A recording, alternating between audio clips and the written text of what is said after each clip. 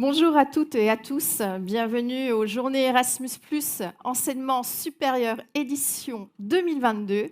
Je suis Mathilde Bégrand de l'agence Erasmus+, Éducation Formation France et j'ai le plaisir de vous accompagner pendant ces journées. Alors ces journées s'adressent aux acteurs de l'enseignement supérieur français dans leur diversité. Vous êtes presque plus de 200, 250 dans cet amphi avec nous. En ligne, au dernier décompte, vous étiez plus de 700 avec nous, donc bienvenue à tout le monde. Vous représentez à la fois les universités, les écoles, les instituts de soins infirmiers, les lycées avec des filières BTS, les CFA du SUP et plein d'autres encore. Donc merci de votre présence et notamment merci d'être venu jusqu'à Bordeaux. Alors, on est à Bordeaux, on est ravis avec tous les collègues de l'agence Erasmus+, que vous pourrez croiser pendant ces 2 jours, de vous accueillir en présentiel. Voilà, ça fait 2 ans qu'on n'avait pas pu vous voir, nous rejoindre, donc merci beaucoup d'être là et nous allons pouvoir commencer. Pendant ces journées, vous l'avez vu sur le programme, nous réfléchirons ensemble à comment vos établissements peuvent se saisir des opportunités Erasmus+ pour renforcer leur stratégie autour de 4 grandes priorités du programme: l'inclusion et la diversité, la transition écologique, la transition numérique et bien entendu l'engagement citoyen européen de vos acteurs. Alors, demain matin, nous avons des séances de travail ensemble qui vous sont proposées pour échanger entre vous, mais aussi échanger avec nous sur ces 4 priorités qui sont fortes et qui sont aussi des défis. Mais pour cet après-midi, nous avons prévu plusieurs types de tables rondes pour pouvoir aborder ces sujets, mais aussi une table ronde d'ouverture pour repositionner tout ce que nous faisons dans les stratégies et les orientations politiques de la Commission européenne, mais aussi de nos ministères et de l'agence Erasmus. Alors, tout au long de ces 2 jours, vous pouvez réagir à chaque séance sur les réseaux sociaux grâce au hashtag JEES 2022 et au hashtag 35 ans Erasmus. Et même demain, on vous a prévu quelques petits sondages sur les réseaux sociaux pour qu'on reste en lien. Alors, avant d'accueillir les intervenants de la table ronde d'ouverture, nous avons un message à vous transmettre de notre collègue du bureau Erasmus+ Ukraine, Madame Svitlana Chikotiva, que nous avons accueillie la semaine dernière à Bordeaux. Dear colleagues, dear partners and friends, thank you for your support, help and solidarity with Ukraine. Your prayers and care makes us stronger. 8 years and 30 days of full-scale invasion and genocide of Russian Federation against Ukraine is taking life of civilians, kids, women, men, students, academics, researchers. However, even being under attack, we are thinking about our future. Educational institutions have restarted their work since March 14 and helped the student to graduate from the university and the pupils to finish the schools. Thus, to have the future, to have the dream. And we really appreciate that the partners supported the Ukrainians from the very first day of war and help our students, our pupils, our staff, our academics and researchers. And we continue implementing our Erasmus Plus projects together.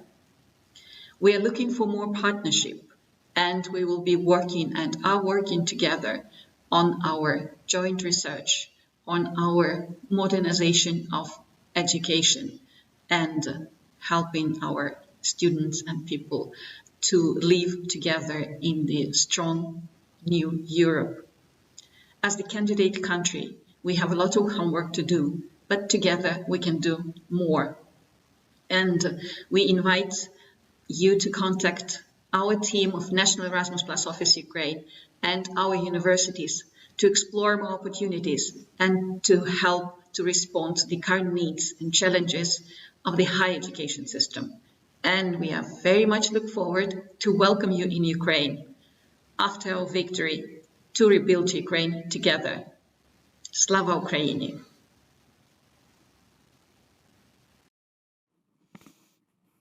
Oui, il faut applaudir. Effectivement, un message fort de notre collègue. Parce que l'année 2022 a été bouleversée par le conflit en Ukraine, clairement. Maintenant, on n'est pas moins resté une année avec des actualités européennes fortes pour l'éducation et la formation. Ça a été une année qui a été boostée par la présidence française du Conseil de l'Union européenne, qui s'est achevée le 30 juin dernier. Et puis, c'est aussi une année où on a fêté les 35 ans du programme Erasmus+, début janvier, avec un autre événement de l'agence, mais on a encore toute l'année pour le fêter. Donc voilà, c'est ce qu'on vous propose dans cette table ronde d'ouverture, c'est de prendre un temps avec nos intervenants pour décrypter les orientations stratégiques qui ont été adoptées cette année, et puis comment vous pouvez vous en saisir, vous, sur le terrain, avec le programme Erasmus+. Et donc, je vais demander aux intervenants de cette première table ronde de me rejoindre sur scène, s'il vous plaît.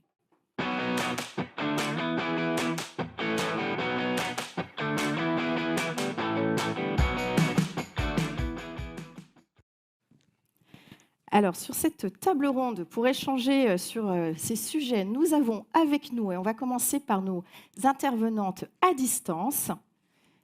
Donc, nous avons avec nous Vanessa Debiais-Sainton. Je vais commencer avec les intervenants sur place, a priori. Donc, on me fait signe pouce en l'air, ça doit vouloir dire que je commence par les intervenants sur place. Donc, nous avons avec nous sur place à Bordeaux Monsieur Laurent Toulouse, diplomate sous-directeur de l'enseignement supérieur et de la recherche au ministère de l'Europe et des Affaires étrangères. Bonjour. Bonjour. À ses côtés, nous avons Manuel Bouard, délégué adjoint aux affaires européennes et internationales au ministère de l'enseignement supérieur et de la recherche. Bonjour. Oui, les micros marchent très bien. Et puis, nous avons également Sébastien Thierry, directeur par intérim de l'agence Erasmus+ Éducation Formation France. Bonjour. Alors, à distance, nous avons en direct de Bruxelles nos deux collègues. Tout d'abord, Vanessa Debiais-Sainton, chef de l'unité enseignement supérieur à la DGAC. Bonjour Vanessa. Bonjour à toutes et à tous. Et à ses côtés, nous avons également Claire Herman, policy officer à l'unité Dimension internationale à la DGAC, également à la Commission européenne. Bonjour Claire. Bonjour, bonjour à tous. Merci. Alors, le premier sujet de cette table ronde, elle est autour de la coopération européenne multilatérale, un vrai levier de transformation pour être plus fort, plus créatif, plus compétitif ensemble. Et puis, dans ce sens, le 5 avril 2022, lors du Conseil éducation, jeunesse et culture et sport, plusieurs textes importants ont été adoptés. Alors, un premier texte sur des conclusions sur une stratégie européenne renforçant les établissements d'enseignement supérieur pour l'avenir de l'Europe, et des recommandations visant à jeter des ponts pour une coopération européenne efficace dans le domaine de l'enseignement supérieur. Et ces textes sont fondateurs cette année, donc il nous semblait important de refaire un point sur ces sujets. Et donc ma première question va venir à Vanessa Debiais-Sainton, et la question elle est simple, Vanessa. Quel est le contenu de ces textes et leurs objectifs ?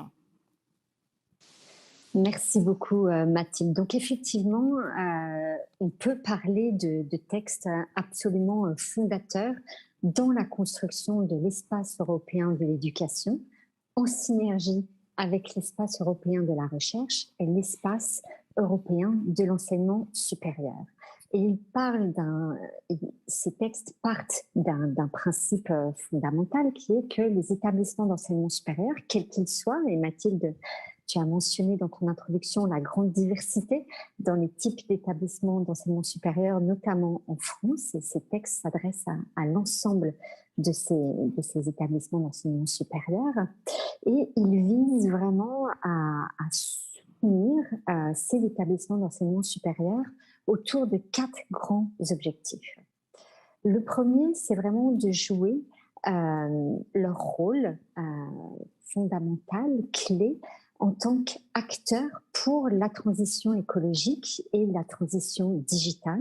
Comme tu l'as mentionné, le programme Erasmus+ est un programme également essentiel pour supporter ces objectifs politiques, et les universités, bien évidemment, ont un rôle clé pour développer ces compétences digitales et ces compétences vertes, à la fois pour les futures générations, mais également les générations actuelles, avec l'importance de la formation tout au long de la vie.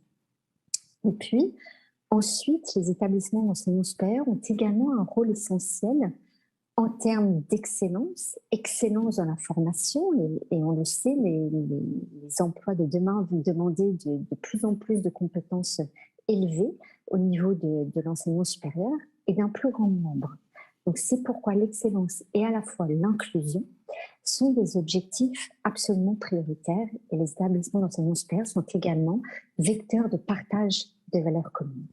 Donc ça, ce sont des objectifs très importants, supportés par des actions très concrètes, plus de 50 actions, notamment la moitié d'entre elles supportées par le programme Erasmus+.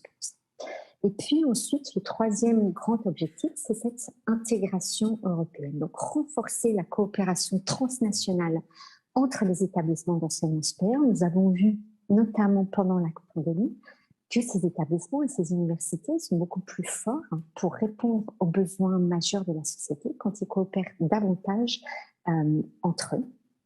Et ça les rend également plus compétitifs, plus attractifs sur la scène internationale, qui est le quatrième objectif. Alors, pour soutenir ces 4 objectifs de la stratégie, nous l'avons accompagné de recommandations qui sont elles aussi très importantes, recommandations pour les États membres et pour la Commission européenne, de façon à lever les obstacles et faciliter plus de coopération transnationale. Alors pour cela, il y a des propositions phares qui ont été établies, notamment l'une d'entre elles est d'ici mi-2024 de soutenir 60 alliances d'universités européennes impliquant 500 établissements d'enseignement supérieur à travers toute l'Europe et toutes les régions d'Europe, pas seulement les capitales, mais aussi les régions plus éloignées. Et lorsque nous discutons avec les acteurs de l'enseignement supérieur, ils nous ont fait part également qu'il faut aller encore au-delà.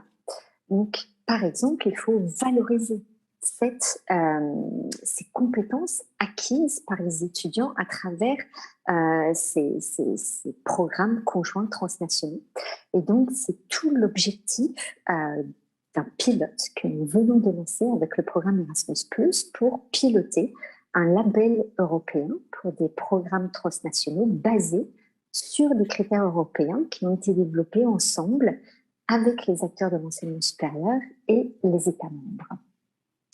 Donc ça, c'est un des objectifs phares dont nous lançons le pilote. Alors, c'est une initiative totalement volontaire, pas du tout l'intention d'imposer ce label à qui que ce soit, mais c'est un outil additionnel pour ceux qui le souhaitent, pour valoriser ces programmes d'excellence, mais aussi inclusifs, et valoriser les compétences acquises pour les étudiants sur le marché de l'emploi, afin également de développer une identité européenne et ce sens d'appartenance à l'Union européenne qui forme nos valeurs communes et qui forme également cette identité européenne basée sur des valeurs d'excellence et d'inclusion.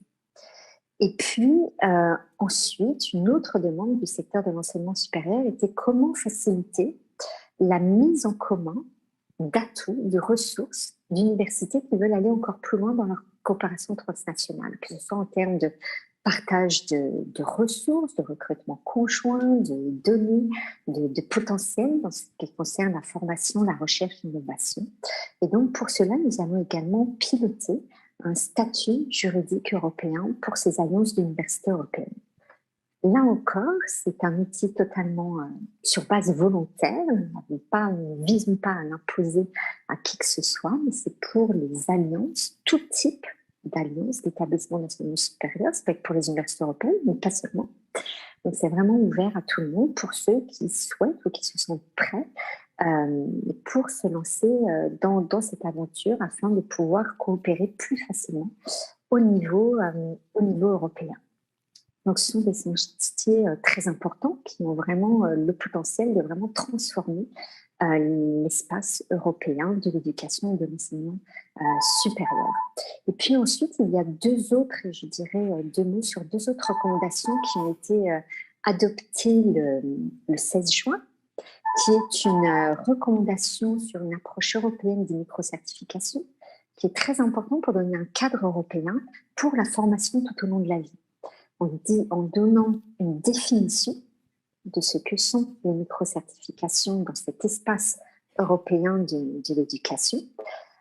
Non seulement une définition, mais également des standards, de façon à pouvoir faciliter la reconnaissance et la valorisation et la portabilité de ces microcertifications qui peuvent être développées dans tous les domaines, Les universités ont bien sûr un rôle clé, mais pas seulement. Il y a une diversité d'acteurs qui peuvent développer ces micro-certifications et qui sont très utiles, non seulement pour les étudiants, le personnel de l'enseignement supérieur, mais également pour toute personne souhaitant développer son apprentissage tout au long de la vie et mettre à jour également leurs compétences, y inclus les compétences VET et digitales. Et puis, également, une recommandation très importante, notamment quand nous lisons la presse ces jours-ci et le retour des étudiants quand ils reçoivent leur diplôme, c'est l'importance d'encourager l'apprentissage dans l'enseignement supérieur, mais pas que, en partant des écoles également. Apprentissage au service de la transition écologique et du développement durable. C'est une recommandation extrêmement importante qui vise à soutenir les écoles, mais également les établissements d'enseignement supérieur pour intégrer la transition écologique au cœur des programmes. Pas seulement des cours à la marge, mais vraiment que cela fasse partie intégrante des cursus avec des approches transdisciplinaires et que les étudiants puissent être acteurs de changement pendant leur parcours à l'université et avoir une approche institutionnelle au niveau des établissements d'enseignement supérieur. Merci beaucoup, Voilà. Vanessa. Effectivement, on voit que ces recommandations, elles s'adressent à la fois aux acteurs de l'enseignement supérieur, donc vous qui êtes dans la salle, mais il y a aussi des recommandations pour les États membres. Et donc, je vais me tourner vers Manuel Bouard pour lui demander comment, en fait, la France va soutenir la mise en place de cette nouvelle stratégie européenne pour l'enseignement supérieur. Merci Mathilde. Écoutez, d'abord, comme le soulignait Vanessa, ces 4 grands objectifs, ils sont portés par la Commission. Ils ont été défendus également par la France pendant sa présidence du Conseil de l'Union qui vient de se terminer. Et il nous appartient collectivement de pouvoir leur donner une forme de concrétisation. Donc, évidemment, dans le domaine de l'enseignement supérieur, je n'apprendrai rien à personne. On s'appuie d'abord sur les établissements, donc vous toutes et vous tous ici, en liaison bien sûr avec les ministères compétents dans les différents États membres et avec la Commission. Donc cette stratégie, c'est une stratégie qui se veut globale et donc elle doit mobiliser l'ensemble des parties prenantes, l'ensemble des acteurs de l'enseignement supérieur pour trouver sa concrétisation. Donc, Vanessa vient de le dire, elle prenait l'exemple de la transition écologique, la nécessité d'inclure dans la formation cette dimension de développement durable qui est au cœur des préoccupations des étudiants, mais qui pose beaucoup de questions aux établissements et qui doit être accompagnée par le ministère en France. Bon, voilà, c'est un des sujets qui nécessite que nous nous mettions tous, toutes et tous autour de la table. Alors, concrètement, le ministère français de l'enseignement supérieur, que va-t-il faire pour accompagner la mise en œuvre de cette stratégie ? Alors d'abord, d'un point de vue peut-être un peu, j'allais dire un peu techno, le ministère doit, d'ici une année, produire un rapport sur la mise en œuvre, donc qui permet de faire un état des lieux des chantiers dont se sont saisis les différents acteurs de l'enseignement supérieur en France.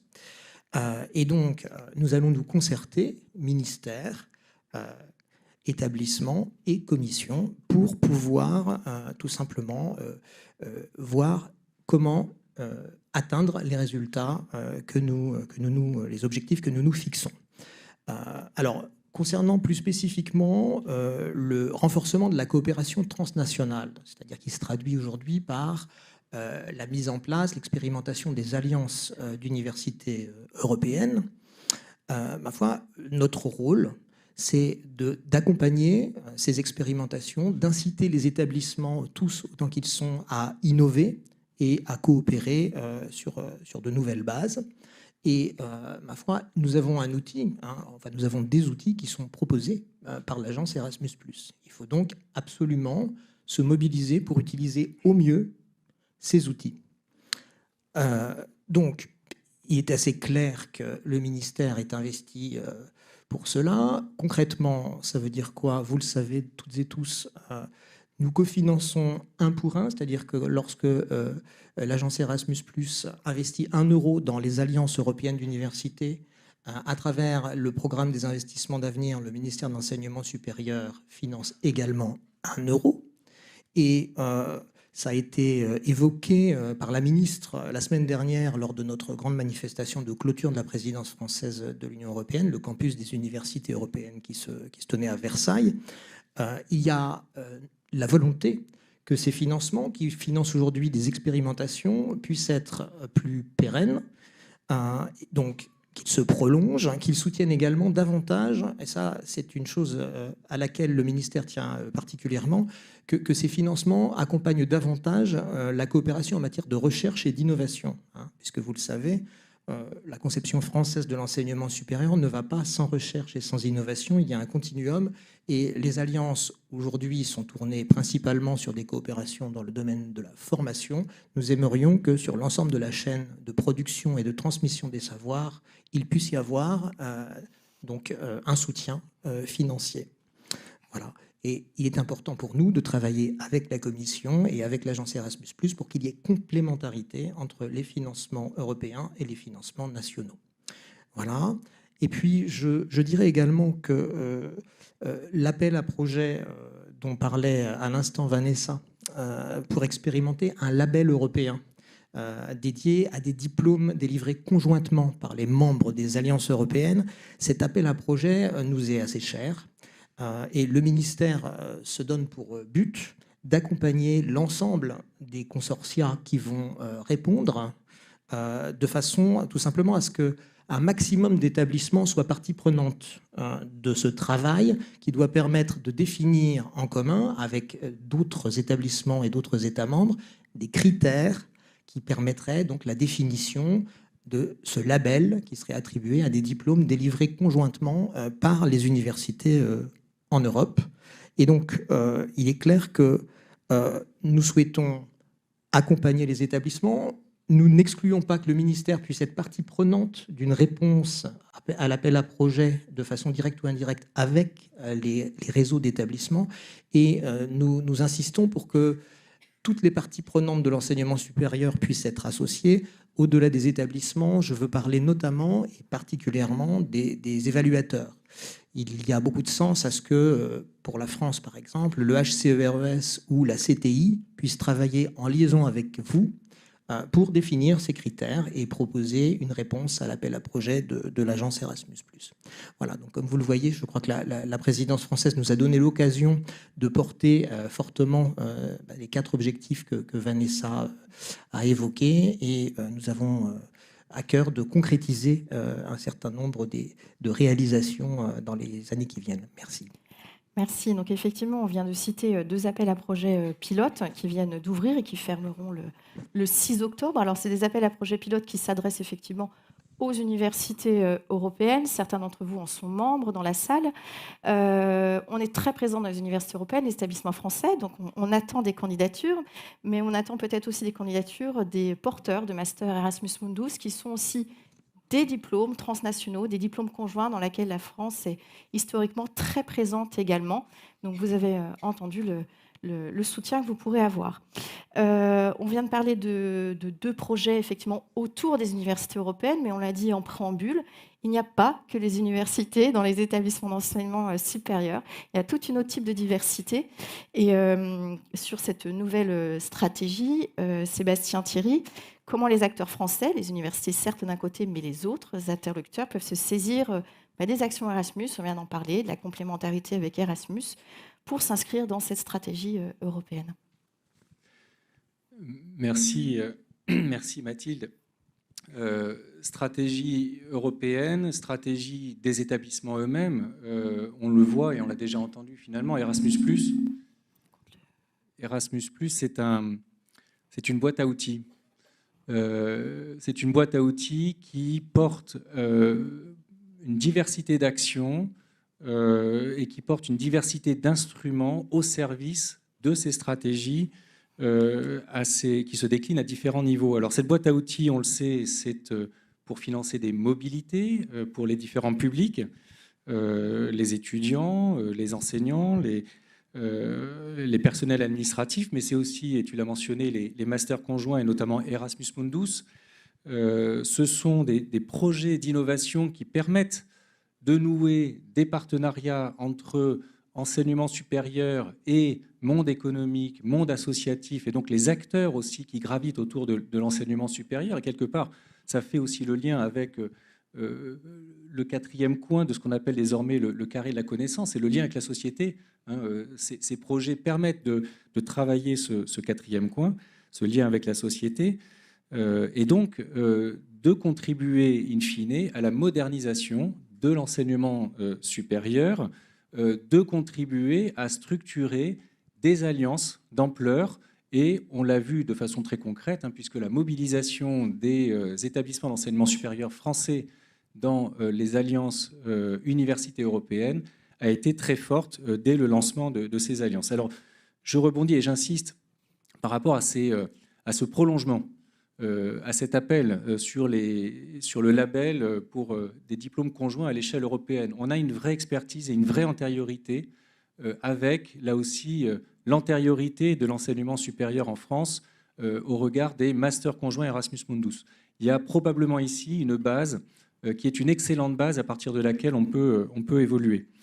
A contrario, il y a des actions sur lesquelles vous, en ligne, vous, l'enseignement supérieur, est peut-être moins mobilisé et qu'il faudrait regarder de plus près. On pense notamment aux alliances de l'innovation. Là aussi, des alliances de grande ampleur, structurantes. Ça peut aller jusqu'à 1,5 million de budget.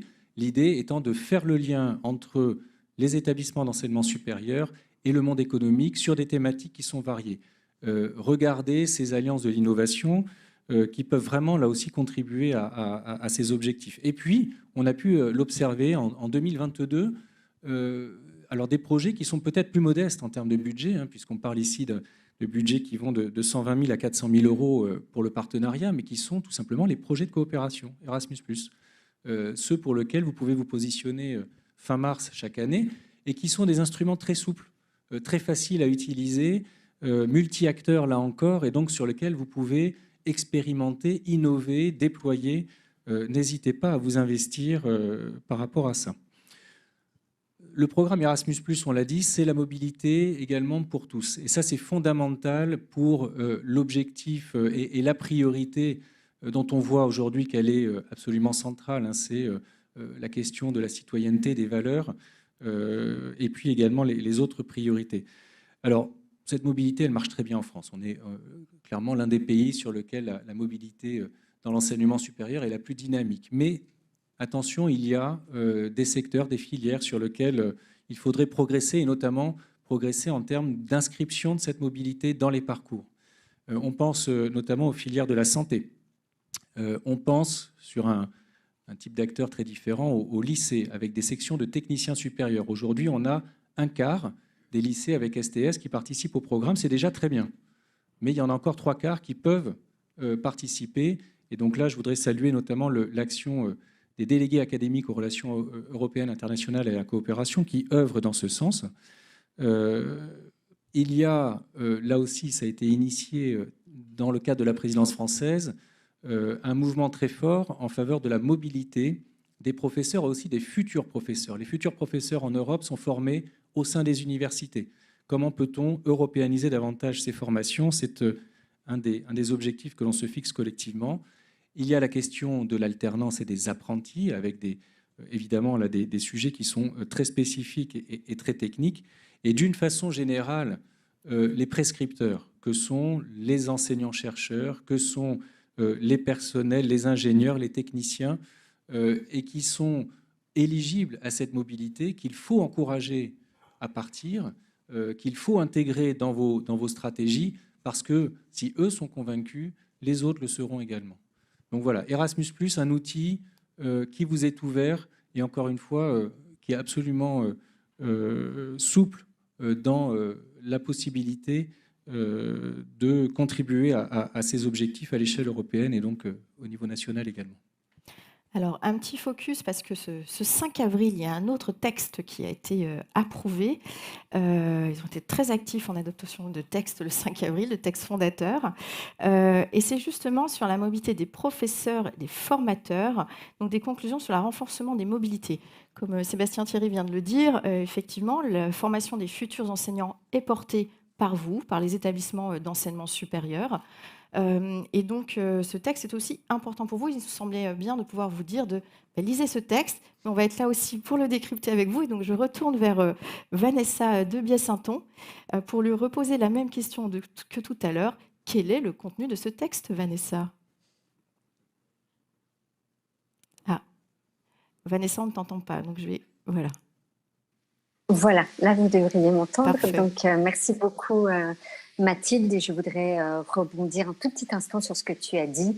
La présidence française a fait beaucoup pour l'éducation, pour l'enseignement supérieur sous la présidence. Et effectivement, tu as raison, le nombre de textes adoptés est assez incroyable et impressionnant. Et ce n'étaient pas des textes faciles, je dois dire. Ils ont fait l'objet de nombreuses discussions au sein du Conseil, donc vraiment bravo à tout le travail qui a été fait. Donc, c'est aussi un autre texte, ces recommandations, qui est très importante. Pourquoi ? Parce que cette mobilité des professeurs et des futurs enseignants, elle est absolument essentielle. D'abord pour leur développement personnel, mais également leur développement des compétences. On le sait, une mobilité, ça enrichit la personne à tous les niveaux. Et encore plus, je dirais, pour les futurs enseignants ou les professeurs actuels, parce qu'enseigner, c'est vraiment...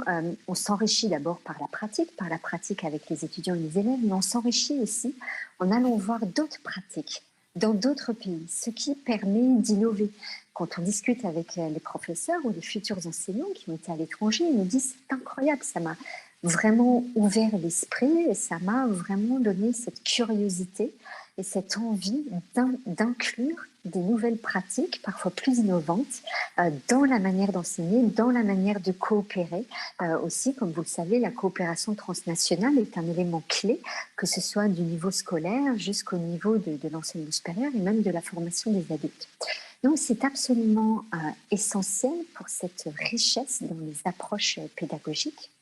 C'est aussi en général ces mobilités qui initient de futurs projets de coopération. Et puis, c'est une façon aussi d'apporter l'internationalisation dans les cursus sur place. C'est-à-dire qu'inviter un professeur ou un futur enseignant de l'étranger à venir pratiquer dans son établissement, eh bien, ça permet à l'ensemble des étudiants, y inclut ceux qui ne sont pas mobiles, de façon à pouvoir avoir cette ouverture sur l'international. Donc, c'est vraiment essentiel. Maintenant, il y a des recommandations très importantes dans ce texte pour les États membres, de façon à lever les obstacles à cette mobilité, la promouvoir. Cela passe, par exemple, par intégrer des mobilités dans les cursus de formation des futurs enseignants et des futurs professeurs, et puis ensuite reconnaître, valoriser cette période à l'étranger. Ça, c'est essentiel pour pouvoir promouvoir cette mobilité. Donc, il faut que ce soit reconnu à la fois dans le parcours d'un étudiant, à la fois dans la reconnaissance automatique des diplômes et également dans le développement de carrière du personnel académique.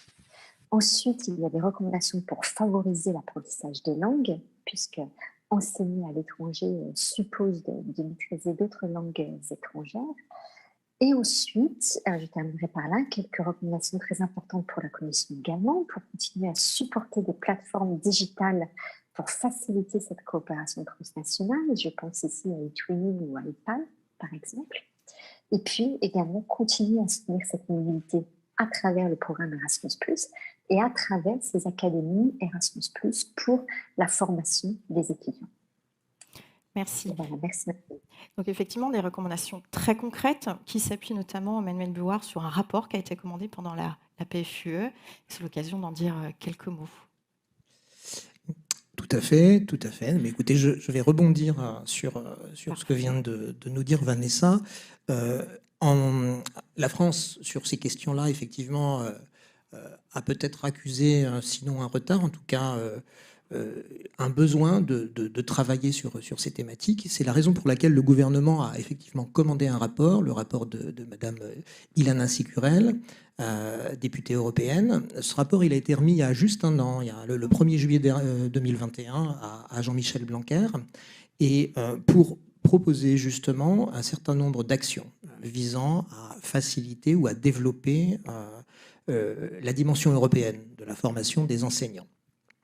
Et donc ce rapport, alors je prends mes notes parce que j'ai toujours un problème sur son nom qui est assez long et difficile à retenir.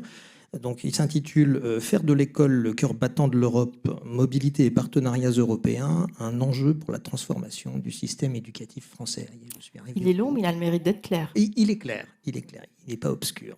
Et donc le rapport a fixé deux grands objectifs, deux actions qui sont susceptibles de rapidement donner une dimension européenne donc à la formation des enseignants français.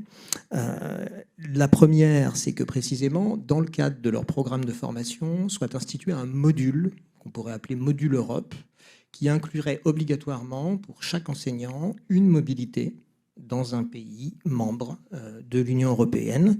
Donc ça rejoint les recommandations dont parlait Vanessa à l'instant. Et puis, deuxième action à mener, c'est développer et rendre systématique des choses qui existent déjà, mais de façon, je dirais, parcellaire. Il s'agit de partenariats entre établissements français, donc les INSPE en particulier, et leurs homologues européens, de façon à créer des relations structurantes et de long terme qui facilitent tout simplement les échanges. Et je voudrais revenir aussi sur les déclarations du président de la République qui se sont inspirées finalement de ce rapport, hein, puisque lors de la célébration des 35 ans d'Erasmus+, c'était en janvier dernier, le président de la République a évoqué effectivement quelques pistes d'action qui pourront donc se traduire, je l'espère, rapidement dans les faits. Tout d'abord, il s'agirait de reconnaître des parcours lycéens européens entre États membres avec, je cite, un enjeu double, systématiser donc partenariat scolaire et aller vers un cadre dit de confiance européen pour inciter l'ensemble des parties prenantes, c'est-à-dire les jeunes, les familles, les enseignants et les établissements, à développer des échanges. Deuxième point du discours qui mérite d'être souligné, la volonté du président de la République de créer un service civique européen. Je le cite à nouveau, nous avons en partage des valeurs, nous devons les semer et les cultiver ensemble sur toutes les terres d'Europe. Donc ce serait l'objet même de ce service civique européen. Et puis enfin, troisième piste d'action soulignée lors de ce discours, il s'agirait de mettre en place des académies qu'on pourrait appeler académies Erasmus des professeurs. Donc c'est à nouveau, encore une fois, un lieu d'échange pour favoriser dans le parcours de formation des enseignants l'appropriation de l'Europe et de ses valeurs. Merci beaucoup de parler des académies Erasmus+, des enseignants. Ça fait la transition vers la dernière question sur ce sujet. Effectivement, c'est un sujet fort, cette mobilité des enseignants face à la baisse d'attractivité du métier. Nous qui sommes des Européens convaincus, on est convaincus aussi que de mettre de l'international dans ces formations, ça peut attirer de nouvelles générations. Et donc, ça s'accompagne de nouvelles actions Erasmus+, que on vous invite après à aller voir vos INSPE ou l'ENSFEA pour nos collègues de l'Agri qui sont aussi dans la salle, pour leur parler de ces nouvelles actions Erasmus. Et peut-être quelques mots, Sébastien, mais voilà. Rapidement, parce que effectivement, sur l'opportunité, tout a été dit, et sur le fait que ce soit une priorité. Donc, en termes d'instruments, et notamment par rapport à la mobilité des futurs enseignants. Donc, encore une fois, des étudiants, et c'est le cas dans la plupart des pays européens, ils relèvent de formation à l'université. Les nouveautés du programme ici peuvent être tout à fait mises à profit. La mobilité hybride, courte en particulier, qui permet d'imaginer ce fameux module Europe avec une mobilité dans un pays partenaire et qui peut s'inscrire dans les maquettes des masters MEF qui forment en France donc les futurs enseignants. Ils peuvent aussi être utilisés dans le cadre des nouveaux parcours préparatoires au professorat des écoles, les PPPE, qui permettent de combiner donc un parcours en licence avec un parcours au lycée. Juste pour signaler, les INSPE sont des composantes des universités, doivent donc s'adresser et travailler en lien avec le service des relations internationales. Et ça, c'est important de le dire, c'est un travail en coopération. Mais on voit bien qu'on est typiquement ici sur ces zones un petit peu de recouvrement entre deux systèmes d'acteurs, puisque l'éducation nationale est également très fortement impliquée et qu'il faut également travailler avec les DAREC et qu'il faut aussi travailler avec les collègues de l'éducation nationale. Donc, cette approche multi-acteurs, on la connaît très bien dans Erasmus+, et en l'occurrence, l'inscrire dans un cadre européen est tout à fait adapté. Les académies Erasmus+, des enseignants, ça a été souligné, donc ça c'est vraiment aussi une nouveauté très forte dans le programme Erasmus+. On a eu une première vague d'académies dans lesquelles nous avons eu 2 lauréats au niveau français. Il s'agit de l'université d'Aix-Marseille avec sa composante INSPE, et puis, comme quoi, l'académie d'Amiens et le GIP Forinval, qui est en l'occurrence porteur de l'alliance Erasmus+, Académie Erasmus+, des enseignants. Une autre action aussi, je pense, qui mérite d'être mentionnée, c'est les actions Jean Monnet, et notamment Jean Monnet pour la formation des enseignants, qui permet de développer les compétences de ces enseignants et de promouvoir une meilleure connaissance de l'Union européenne. Donc là aussi, c'est un instrument qui peut être utilisé pour travailler cette ouverture européenne. Et enfin, je termine, cette question-là, on la partage avec nos collègues européens. Cette priorité qui a été vraiment portée par la présidence française, elle est partagée par nos collègues européens. Et en l'occurrence, nous lançons à compter de la rentrée un groupe de travail informel avec d'autres collègues, d'autres agences européennes pour travailler spécifiquement ce sujet, évidemment en complémentarité des projets qui sont portés dans le cadre d'Erasmus+, notamment. Merci beaucoup pour ces éclaircissements sur ces textes fondateurs qui ont été votés en début d'année. Il y a eu un autre temps fort de ces PFUE, mais cette fois-ci qui concerne les relations de l'Union européenne, de l'enseignement supérieur, des acteurs de la recherche européens avec nos partenaires en dehors de l'Europe. Alors, c'est l'occasion de rappeler qu'Erasmus+, c'est aussi un levier fort de la coopération universitaire dans le monde, au travers de mobilité et de coopération. Et c'est le 8 mars 2022 qu'a eu lieu à Marseille, dans le cadre de la PFUE, une conférence intitulée « Pour une approche globale de la recherche, de l'innovation et de l'enseignement supérieur ». C'était un événement organisé conjointement par vos 2 ministères.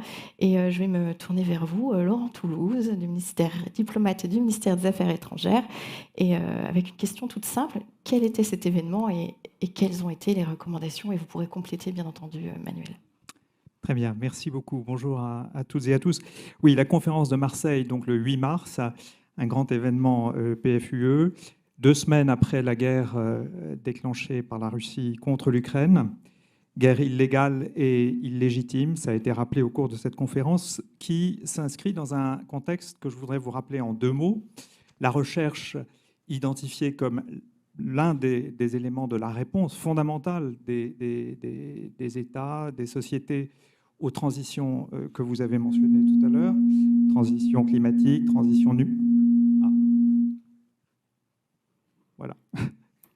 Climatique, numérique, transition aussi en matière de santé, mais la recherche avec aujourd'hui une limite qui est une limite politique, c'est-à-dire que la recherche, bien sûr, elle passe par des partenariats, elle passe par une ouverture qui est gage de découverte, qui est gage d'innovation, mais elle se heurte aujourd'hui à l'ingérence, à l'influence, à la guerre, si vous voulez, par d'autres moyens. C'est véritablement un changement de paradigme auquel nous assistons aujourd'hui, où l'on voit monter des puissances scientifiques dans le monde qui ne sont pas armées, si vous voulez, du modèle qui est le nôtre, de sciences ouvertes, de recherche en démocratie, en liberté, d'où une réflexion européenne, une réflexion bien sûr dans chacun des États membres, et en particulier en France, sur quel cadre international, au-delà du cadre européen, pour pouvoir faire de la coopération internationale, pour pouvoir profiter de l'ouverture que demande, qu'appelle la recherche. Et c'est cela la conférence de Marseille, c'est cette réflexion à 27 sur quelles conditions, à quelles conditions nos chercheurs travaillent ensemble, pour quels résultats, quel financement, quel sujet également. Hein. Voilà, et donc je passe peut-être tout de suite la parole à Manuel pour les recommandations. Merci. Merci Laurent. Donc effectivement, concrètement, Les 27 États membres se sont réunis le 8 mars pour essayer de trouver, j'allais dire, des points de convergence et un consensus sur les valeurs, justement, que vient de présenter Laurent. 9 principes et valeurs sont ressortis comme étant un petit peu les boussoles de la politique de l'Union européenne en matière d'enseignement supérieur, de recherche et d'innovation. Donc je vous les cite brièvement, mais Laurent les a déjà partiellement évoqués, bien sûr. Vous les reconnaîtrez toutes et tous, je pense. La liberté de la recherche scientifique, bien sûr. L'éthique et l'intégrité scientifique. L'excellence dans la recherche. L'égalité femmes-hommes. La science ouverte. Le respect de la propriété intellectuelle et des données personnelles. La création de valeur et l'impact sociétal et économique généré par le travail de recherche et l'enseignement supérieur. La responsabilité sociétale, environnementale et l'inclusivité. Et puis enfin, la prise en compte de la gestion des risques et de la sécurité. Donc, ces valeurs et principes sont donc le cœur et l'objet même de la Déclaration de Marseille, qui est un texte porté par la présidence du Conseil de l'Union, c'est-à-dire par la France, au moment où la conférence s'est tenue. Devait s'engager ensuite donc un travail pour que ce texte soit endossé par l'ensemble des 27 pays membres de l'Union européenne. Cela a été fait le 10 juin de mémoire à travers les conclusions du Conseil à cette date qui reprennent pour l'essentiel les 9 principes et valeurs que je viens d'évoquer avec vous. Et maintenant, il nous reste à développer tout simplement un dialogue multilatéral avec nos principaux partenaires internationaux, ils sont assez nombreux, pour justement essayer de trouver les voies d'une coopération respectant ces principes. Et ce travail de dialogue multilatéral sera lancé le 8 juillet par la Commission avec les États tiers à l'Union européenne, qui sont nos grands partenaires. Alors, je ne vais pas être exhaustif, mais le Japon, la Chine, le Canada, les États-Unis et beaucoup d'autres. Voilà, je m'en tiendrai là. Merci. Dans cette conférence de Marseille, il y a une terminologie qui, forcément, travaillant pour Erasmus, me plaît énormément. C'est la notion de Team Europe, d'équipe Europe. Est-ce que vous pouvez nous dire un mot là-dessus, Monsieur Toulouse, Laurent Toulouse ? Team Europe, c'est le réflexe européen qui doit animer les États membres sur le terrain. C'est donc le fait de travailler ensemble. Ce n'est pas évident. La recherche, c'est un domaine de compétiteurs. Il y a la compétition entre nations, mais il y a la compétition également entre scientifiques. C'est un peu dans l'ADN de la recherche. Ça demande donc un gros effort d'organisation. Travailler en Team Europe, c'est véritablement associer des financements, des partenariats scientifiques, se coordonner, éviter les doublons. C'est un sujet d'autant plus difficile à traiter qu'il n'y a en général pas vraiment de pilote dans l'avion. La recherche n'est pas encore une politique intégrée de l'Union européenne. Et donc, cela suppose beaucoup de volonté politique. Je compléterai ce que vient de dire Manuel en vous rappelant le calendrier. Le pays, si vous voulez, sur lequel cette conférence de Marseille butait un tout petit peu, c'était la Chine. La Chine comme grande puissance scientifique en pleine croissance, avec son influence, son ingérence. Et puis, au bout du compte, c'est la Russie et l'Ukraine qui se sont invités à cette conférence, entre guillemets, avec notamment la décision des 27 à la fois de ne pas inviter la Russie et de suspendre le dialogue multilatéral qui ne se déroule que ce 8 juillet, mais qui aurait dû se dérouler à Marseille le 8 mars. Donc c'est pour vous dire à quel point nous avons été rattrapés par l'histoire. L'actualité, le présent a été rattrapé par la réalité politique de terrain. Et la question qui nous est posée, qui vous est posée, à vous, établissement, à vous, enseignants, chercheurs, scientifiques, étudiants, c'est comment travaille-t-on aujourd'hui avec la Russie ? Je ne vais pas répondre à la question. Non, c'est gros point une autre d'interrogation. conférence, effectivement. Merci beaucoup. Effectivement, là, on vient de parler de recherche, mais c'est des cadres qui s'appliquent aussi à l'enseignement supérieur et à l'éducation. On sait que les établissements d'enseignement supérieur français sont très friands de toutes les actions qui sont dites de dimension internationale de Erasmus+, c'est-à-dire les mobilités, les coopérations avec les pays tiers non associés.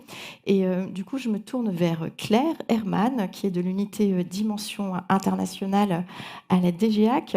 Claire, je suppose aussi que quand on parle de Team Europe, d'équipe Europe, c'est quelque chose qui est très présent dans la dimension internationale d'Erasmus+, parce que tout projet Erasmus+, avec les pays tiers non associés, c'est-à-dire l'Europe, est forcément avec d'autres partenaires européens, par exemple. Donc je te laisse nous dire quelques mots d'actualité sur cette dimension internationale d'Erasmus+. Oui, enfin, je voulais vraiment dire que Erasmus+ est pour moi à l'avant-garde de cette approche de Team Europe. En fait, on la pratique déjà depuis très longtemps sur le fond, mais aussi sur la méthode. Sur le fond, on a parlé de valeurs communes.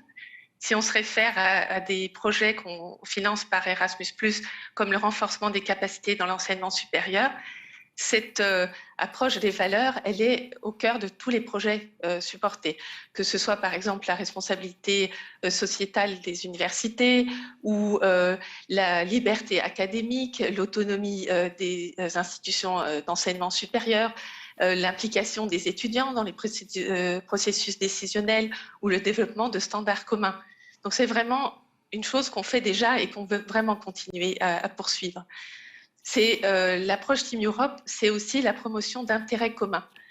Et là, c'est évident que la dimension internationale, quand je dis internationale, c'est au-delà de l'Europe, du programme Erasmus plus est une évidence. C'est un outil d'internationalisation très puissant. C'est peut-être moins vrai pour la France, mais quand je regarde de plus petits pays de l'Union européenne, s'il n'y avait pas le programme Erasmus+, il n'y aurait pas de coopération au-delà des frontières de l'Europe. Je pense par exemple aux pays baltes qui vraiment se sont emparés du programme pour développer de toutes pièces une coopération internationale au-delà de l'Union européenne. Donc, renforcement des valeurs. Là, je tiens aussi à souligner ce qui a déjà été dit par M. Thierry, c'est que l'action Jean Monnet, par exemple, est ouverte aux pays non européens. Et donc, c'est un appel à vous tous de promouvoir aussi cette action dans vos relations extérieures, parce qu'on a un budget dédié pour les pays non européens qui n'est pas utilisé comme on le souhaiterait.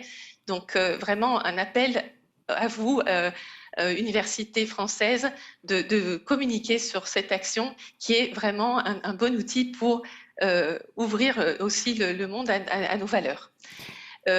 Donc, valeurs communes, promotion des intérêts, mais aussi visibilité de l'Union européenne.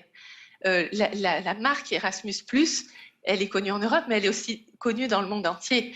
Et donc, c'est le visage, un des visages de l'Union européenne sur la scène internationale. Donc, je parlais de contenu, mais c'est aussi Erasmus+, une méthode.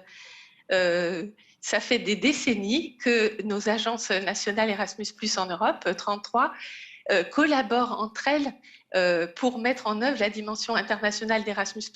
Donc, on vit au jour le jour la Team Europe dans la gestion même de notre programme. Que ce soit pour les actions décentralisées, mais aussi celles qui sont gérées à Bruxelles, sans l'appui que vous nous donnez dans les pays européens, ça ne serait pas possible de les mettre en œuvre. Comme le disait Mathilde, les projets européens qui ont une dimension internationale sont par nature Team Europe, puisqu'on exige qu'il y ait au moins 2 États membres qui soient impliqués. Et dans les faits, je pense au projet de renforcement des capacités, c'est souvent bien plus que 2 pays européens qui collaborent dans leur coopération avec le reste du monde. Et puis aussi, à titre personnel, je voudrais vous dire que je vois la dimension Team Europe tous les jours quand je parle avec les collègues des délégations de l'Union européenne dans les pays partenaires. Il n'y a pas un événement de promotion du programme Erasmus+, par exemple au Bénin ou récemment au Niger, qui ne soit fait en collaboration avec les partenaires européens sur place. Campus France, quand il est là, est invité systématiquement. Et c'est vrai pour NUFIC, le DAAD, plein d'autres acteurs européens qui ont aussi des implantations dans nos pays partenaires.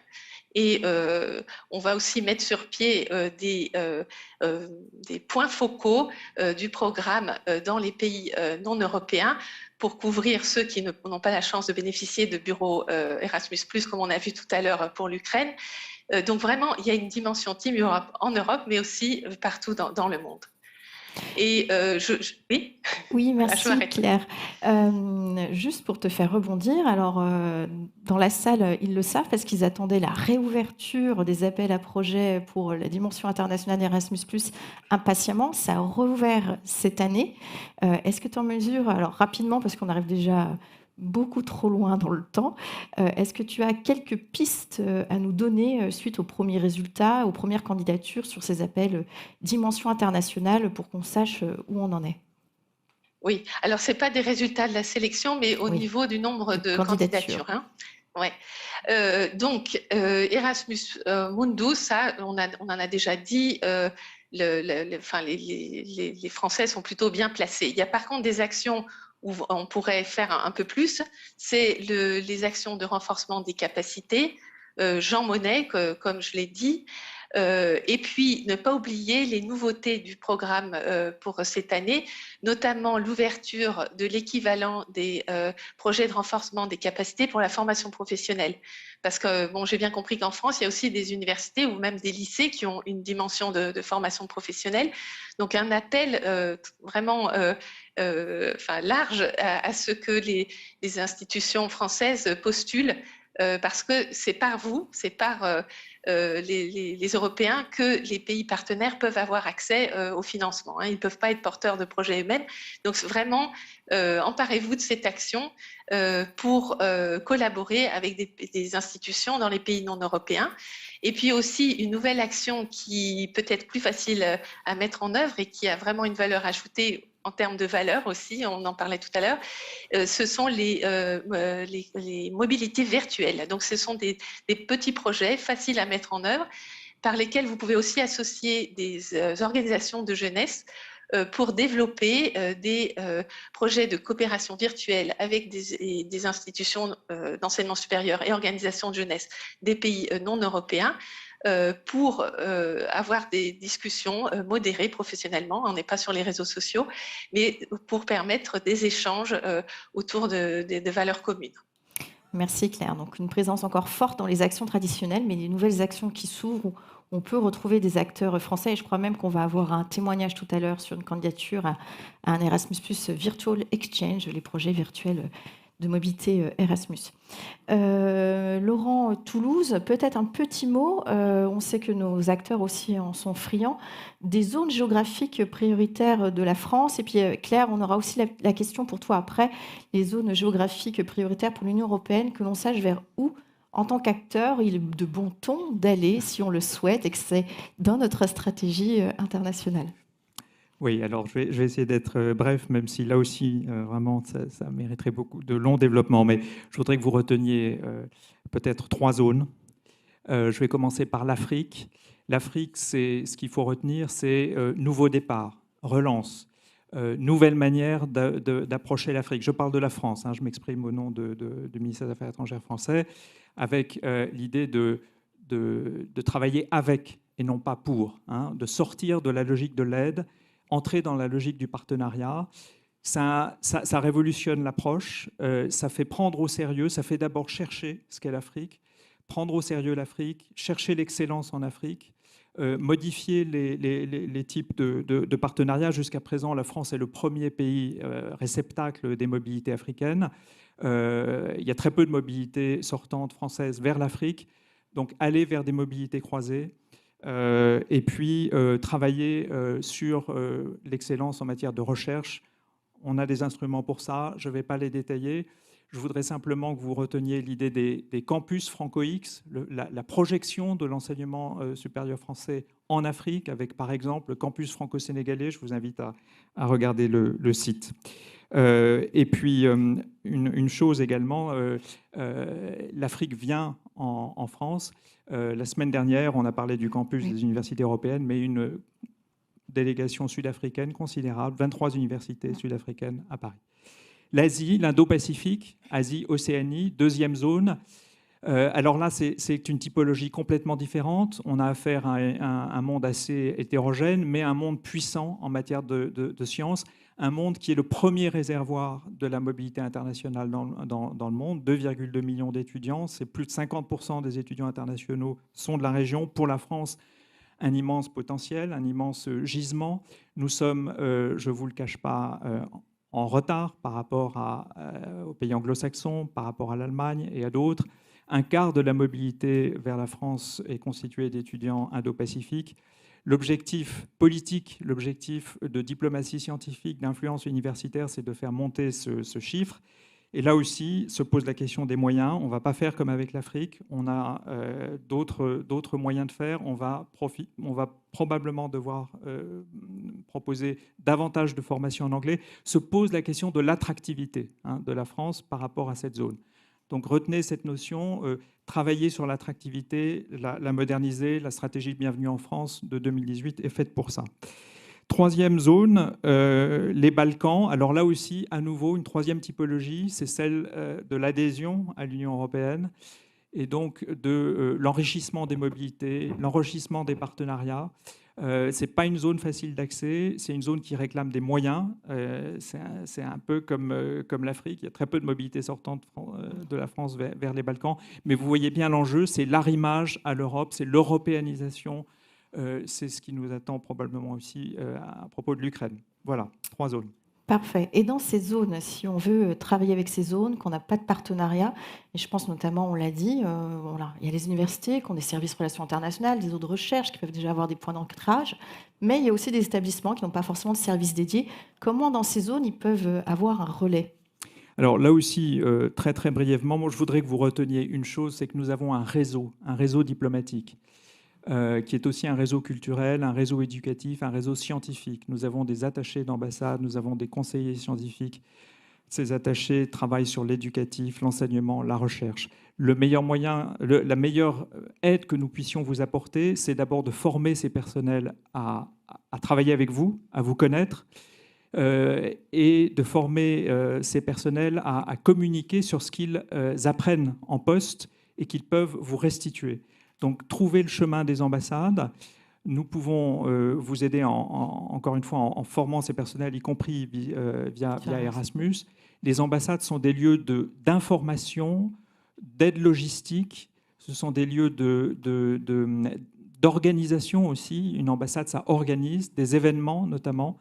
Donc, prenez, pour ceux d'entre vous qui souhaitent aller à l'international, vous avez bien sûr les instruments qui viennent d'être présentés, les instruments européens, mais vous avez également ce chemin des ambassades. Repérez-les et sachez que vous allez tomber sur des oreilles très attentives qui savent que vous êtes des acteurs de la diplomatie d'influence, vous êtes des acteurs de la diplomatie universitaire. La projection internationale de l'ESR français est en croissance, elle est forte. J'ai parlé des campus, les doubles diplômes, etc.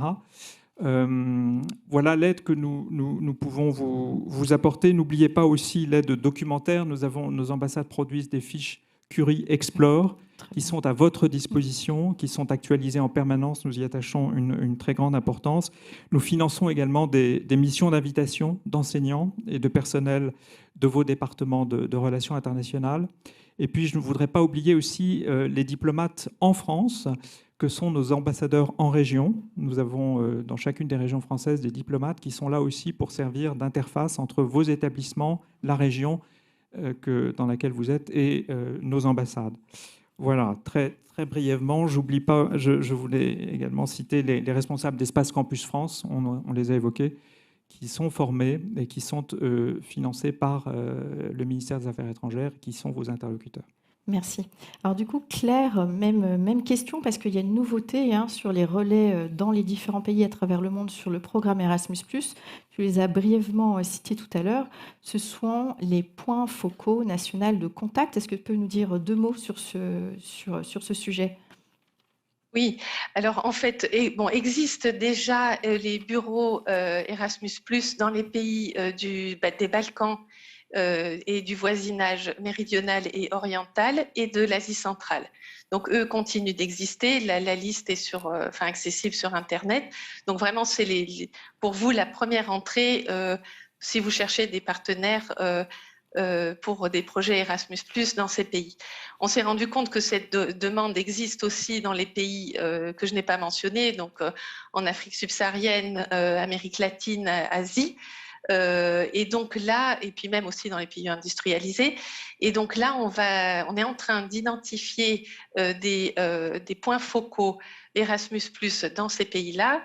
Pour l'instant, on en a 45 pré-identifiés. On va continuer notre travail. Et donc, ils vont nous aider à faire connaître le programme sur place, mais ils vont aussi pouvoir servir de relais pour les organisations européennes qui voudraient trouver des partenaires dans ces pays. Et puis, on a, à partir de l'année prochaine, un budget alloué qui va nous permettre d'organiser des événements de promotion sur place, mais aussi on appelle ça des contact séminaires, des séminaires de contact entre Européens et organisations de ces pays. Et je voudrais juste revenir sur les priorités géographiques. En termes budgétaires, en tout cas, deux recoupent celles qui ont été présentées à l'instant par M. Toulouse, c'est-à-dire l'Afrique subsaharienne, dont le budget Erasmus+ a été multiplié par presque 4. Donc, profitez-en et pensez aussi que d'autres pays européens ont moins l'habitude de collaborer avec l'Afrique et sont demandeurs de coopération. Donc, ça pourrait être une bonne idée, par exemple, de travailler avec des Polonais ou surtout des États membres de l'Europe centrale qui ont un budget pour l'Afrique et qui sont très contents de collaborer avec vous pour avoir accès aux partenaires africains. Et puis, la deuxième zone prioritaire dont le budget a aussi sensiblement augmenté, c'est les Balkans de l'Ouest pour les raisons indiquées par Monsieur Toulouse. Et donc cette augmentation budgétaire s'est aussi reflétée dans deux grands événements politiques qui ont eu lieu cette année sous présidence française, un sommet entre l'Union africaine et l'Union européenne, qui a mentionné l'éducation comme et la recherche comme des priorités importantes. Erasmus+ est mentionné noir sur blanc comme un outil très, très intéressant et prometteur. Et puis aussi, il y a quelques jours, une réunion ministérielle co-organisée par la Commission européenne, la présidence française et les autorités albanaises, qui a aussi souligné l'importance de la collaboration et prévu aussi un renforcement des opportunités pour Erasmus+, pour les pays des Balkans qui ne sont pas associés au programme. Donc voilà, c'est en tout cas les deux grandes régions sur lesquelles nous avons de quoi collaborer en pratique. Merci beaucoup pour ces informations très concrètes de relais, de zones vers lesquelles se projeter, de zones vers lesquelles il y a aussi du budget Erasmus+, vous l'avez compris. Pour conclure cette partie sur le hors-Europe, et puis on va aussi tranquillement aller vers la fin de cette table ronde, Sébastien Thierry, peut-être un petit mot sur l'Ukraine. On a vu tout à l'heure le message de notre collègue du bureau Erasmus+ Ukraine. En complément, quelques mots. Très, très rapidement, parce que je pense que ce message, il était important. Nous, on remercie vraiment notre collègue d'avoir accepté de l'enregistrer, ce qu'elle a fait volontiers. Au-delà du message en tant que tel, c'est un appel, vous l'avez compris, au renforcement des coopérations, parce que après la guerre, et on l'espère aussi rapidement que possible, viendra le temps de la reconstruction. Et la reconstruction, ça s'appuie aussi sur ces coopérations avec vous, avec des établissements d'enseignement supérieur, de recherche. Ils vont en avoir besoin. Et on peut mentionner, et on vous invite à vous y inscrire, l'organisation d'un webinaire qui est organisé par nos collègues ukrainiens et qui aura lieu le 7 juillet à 14h. Donc vous voyez, c'est très rapide. Les inscriptions sont encore ouvertes jusqu'à demain, 15h. N'hésitez pas à aller voir, on a mis une information sur ce webinaire sur le fil Twitter et le LinkedIn de l'agence Erasmus+ France. Inscrivez-vous, essayez de vous inscrire dans ces coopérations. Vous voulez dire quelques mots ? Oui, je prends la parole pour signaler que Vendredi 30 juin, c'était l'Eurocampus, le campus des universités européennes, et a été annoncé à cette occasion la mobilisation de 22 alliances d'universités en faveur de l'Ukraine à travers des jumelages. Voilà, je lâche simplement cette information. Je pense qu'il faut creuser, ces jumelages vont se mettre en place. Très bien. Merci beaucoup. Donc, nous allons conclure cette première table ronde d'ouverture. Elle avait pour objectif de vous dire ce qui s'était passé en termes d'actualité stratégique, politique sur cette première année. Vous avez pu voir aussi qu'au fil des interventions, les mots-clés de la journée, qui sont l'inclusion, les valeurs européennes à nouveau avec l'Ukraine, les questions de formation aux questions de transition écologique ont été aussi largement nommées dans la première partie par Vanessa de Bessinton et monsieur Manuel Bouard. Il y a également la transition numérique. On a parlé des plateformes Erasmus+ virtuelles. Donc voilà, c'est ce qu'on souhaitait en cette première partie. Vous donner un éclairage global en préambule des tables rondes qui vont suivre par la suite sur ces 4 priorités du programme Erasmus+. On avait encore plein de choses à vous dire, mais on arrive au bout. Si on veut qu'ils puissent boire un café pour les tables rondes d'après, je suis désolée, on ne pourra pas voir toutes les questions qu'on avait prévues. Mais si vous voulez, on se refait un webinaire contre nous 5 pour finir tout ce qu'on devait se dire. En tout cas, merci beaucoup à nos intervenants d'être venus à Bordeaux ou en distance, d'être venus partager avec nous leur expertise. C'est le moment du coup de conclure et de vous inviter à rejoindre la pause. On reprend à 15h30 précise avec la table ronde transition écologique, tout à fait. Alors pendant la pause, plein de choses vous sont à votre disposition. D'abord pour ceux qui sont en ligne, nous avons passé diverses vidéos pour que vous connaissiez encore mieux le programme Erasmus+. Et pour ceux qui sont sur place, nos collègues tiennent 2 corners. Un premier corner autour d'Europass, si la question de l'intégration sur le marché du travail de vos étudiants vous intéresse, et je n'en doute pas. Et puis aussi pour que vous connaissiez les diverses publications de l'agence, que sont la note de l'Observatoire et le Journal of International Mobility. Donc bonne pause, on se retrouve à 15h30 tout pile pour la suite des tables rondes, et encore merci à nos divers intervenants.